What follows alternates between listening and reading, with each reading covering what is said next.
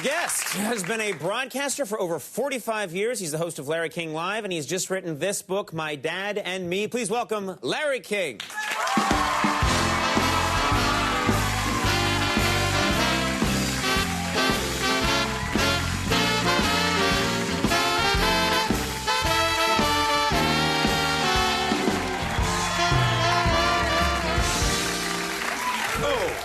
Larry, how are you? Good to see you. Back. I feel great. Thanks Very nice. for being so nice to my wife who sang course here. Not. Right, of course not. We had her on the show recently. She's a very good singer. Love singing with Max. Yeah, yeah. How are you? You look fantastic. Feel great. Keep in shape, you know, for my age. Yeah. Getting old? No. 51, 52. How about 72? Are you 72 years old? Yeah. Good. Yeah, you look fantastic. I can't believe it. You look good. You know, I married someone much younger than me. That's why I have two little boys. Well, I want to ask you this. You have two young children. How young are these kids? Chance is 7, and Conan will be 6 on Monday. 6 and 7? Yeah. Well, good for you. How do people react when you're walking down the street with a 6-year-old and a 7-year-old? Last time I was in New York with the whole family, I was walking down 6th Avenue, and we passed a homeless person. And he looked up and said, "Larry King. Yeah. Beautiful daughter, nice grandchildren." That was kind of a blow. You took that $20 bill and put it right back in your pocket. But what I do is when people see me and my wife together, and there's an obvious age difference, I always tell them the same thing. Right. If she dies, she dies. God.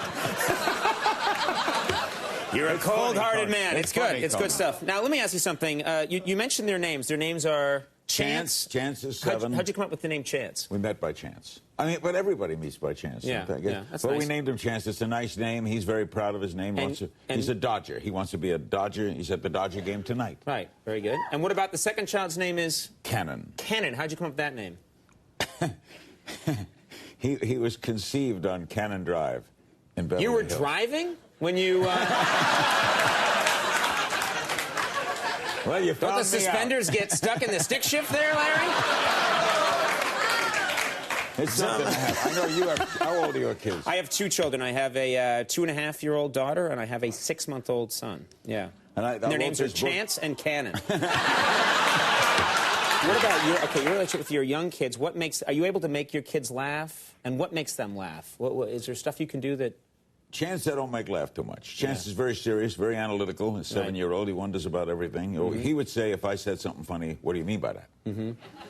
But Conan is a comedian. Conan, I swear to you, will be the next Conan. This show someday... Tell him he should aim a little higher. Kid's got to dream big. Shouldn't settle on Conan right away, you know? Conan King he's funny. He wakes up in the morning funny. Yeah. We do things like I invent the language, and he responds. Like, what kind of stuff do you say to him? I say to him, "Guacabaga zigo." And he'll say, "Zugapagataga." Right. And I'm beginning to understand him. Yeah. Be careful. You could get in trouble if you were on the phone, someone's on the phone talking to him, and you were like, "Zibadabagooba." They'd be like, "Larry's losing it." Sometimes he responds great, you know, like in a comedic fashion. Like I'll say, "Valamagaiga," and he goes, "Valamagaiga." You know, it's like he's really reacted. Right. He's shocked at the move. Right. No, There's nothing like watching kids grow up. He might be frightened. Valamagaiga, Dad, that's not a word. Is he already zeroing in on, professionals who he thinks are funny? Because you're around comedians all the time. They come on your show. All the time. But the funny, Conan is a comedian with everyone. But Chance, my wife, Sean opened for Rickles. Don Rickles, the great Don Rickles. In Las Vegas, the great Don Rickles. And he loves you, and you ought to have him on a lot more because this is fun. He's 80 years old now. He's been on the show several times. He's hilarious, He's hysterical. Chance, 7 years old, sits in the audience at the Stardust Hotel and goes, "Funny. That's funny." Looks over at the next table. Rickles. Calls him Rickles. Yeah. Rickles is funny. Wait a minute. He's sitting in the front seat of a nightclub at night watching... Funny, Don, funny. Yeah. Get some drinks over here. Hey, baby, shake that thing. I love this kid. He sounds good. If you're going to be in show, but they're 2 great kids. I'm very proud of them. They go to public school. Happy to do that. I don't do the private route. And life's good. Sure. Sounds very good. And we mentioned your beautiful wife. We actually have a photo of her. She was on the show, Sean King. Don't we have it there? She is gorgeous. Yeah, look at that. And you know what I got to say? Women love Larry King. They just do. Is this true? What's the secret? What's the secret, Larry? I have no freaking idea. Thanks for changing that word at the last second. Did you see which way that was going? And then Larry's like, 45 years broadcasting, freaking. No, I have people, like girls will say to me, boy, you're cute, or, and I have never figured out. For example, to me, I am totally nondescript. if I weren't if people didn't recognize me because of television, I think I look like a meter reader. You mean, you think you'd be a guy that just blends into the background? Nobody. My nose is a little big. My chin is ordinary. My eyes, get a close-up of the eyes. Get in tight. Get in tight here. Get in tight. I have nothing brown eyes. They're just nondescript brown eyes, a little bit of eyebrows. I have... You don't have to keep looking, Larry. Keep looking. Keep looking. Stay on that shot. You know what I love? Keep looking, Larry. What are you doing? You know what I love? What? I don't know. You know what I love? I can't see. You know what I love? Just keep What? looking, Larry. I love the idea of anyone turning on the show right now. Let's check out my peepers right here. Get in tight. See, I got nothing going on in here. Let's cut between me and Larry. Larry, you look to your camera. I'll look to my camera. Dueling eyes. Just cut back and forth. Dueling eyes. And play. Someone play a little weird music. Play something. Right over there. Just play right there. Right into camera, Larry. Let's go. Here we go.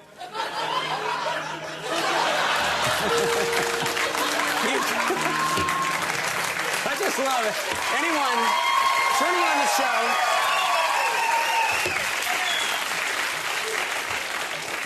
Anyone turning on the show at that moment doesn't know what's happening.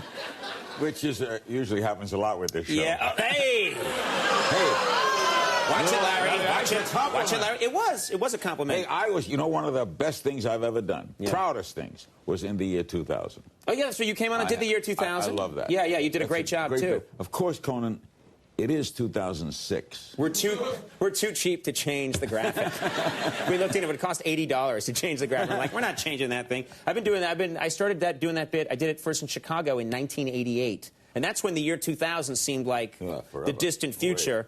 Now we're just going to leave it. When are you coming out to L.A.? Come out to L.A.? I don't know. It's going to be a while. I'm here. I'm here for now. I'm here for you. Anytime you want to drop by and we can stare into each other's eyes on television. Conan. Huh?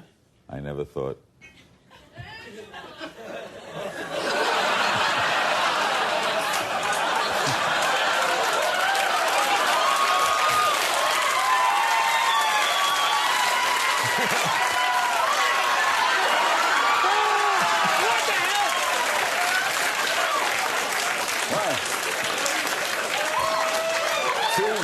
That was good. 2 careers ruined. You know what? I always have so much fun when you come on the show. You're a good man. Larry King Live airs daily at 9 on CNN, and My Dad and Me is in stores now. Larry King, thank you so much. Thank you, good man. Thank My you. best for your life, too. Let's stay right here. Omar Epps coming up. We'll take a break. We'll be right back soon.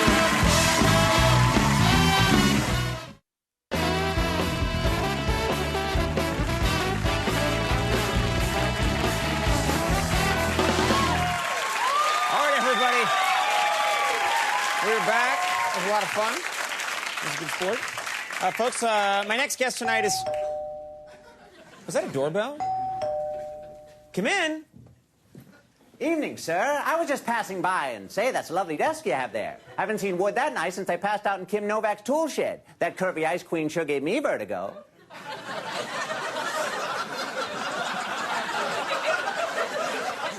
Who are you? Oh, wait a minute. Are you a traveling salesman? Oh, no, that's absurd. Hannigan's the name, and I swear on the lives of my fictional children that I'm not selling anything. I just need to borrow a fire extinguisher. A fire extinguisher? Why? To put out my briefcase. It's full of red-hot deals. I knew it. You are a salesman. Actually, sales implies that I've ever actually sold something, and man implies that I didn't lose my penis in a deaf prostitute's hastily closed car trunk. Oh, my God, that's disgusting. Nauseated, eh? Then you need some of these. Doc Queasy's tummy tablets, taking people's minds off nausea with crippling leg pain since 1882. Now with more polio. I'm not buying a jar full of polio. Say, You're pretty tense. Why don't you loosen up with this? Doc Enditall's relaxation pistol. Blasting away anxiety with 38 caliber tranquility pellets since 1927. Okay, no, I am not blowing my brains out.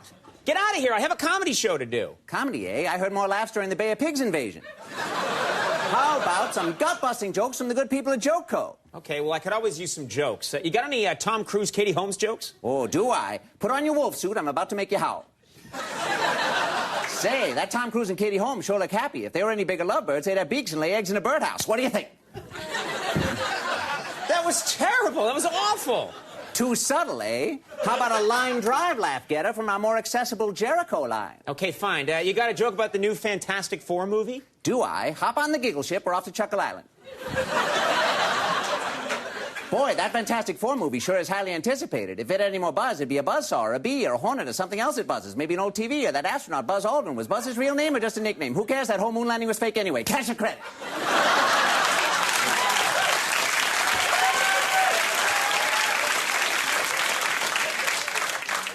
I think that was the worst joke I've ever heard in my life. Then you haven't heard this one about the combined weight of Belle Biv DeVoe. Belle Biv DeVoe? No one's mentioned them in 15 years.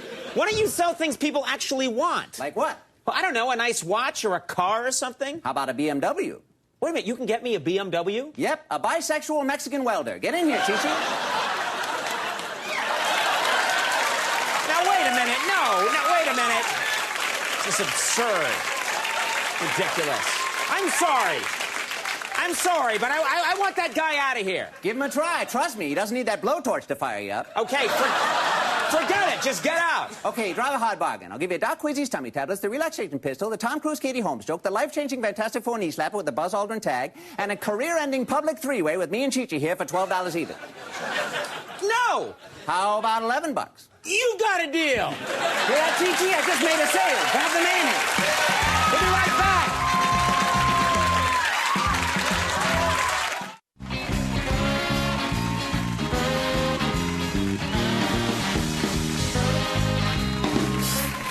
My next guest starred in films like Love and Basketball and Higher Learning. Now you can see him every Tuesday night on the hit Fox program House. Please welcome Omar Epps.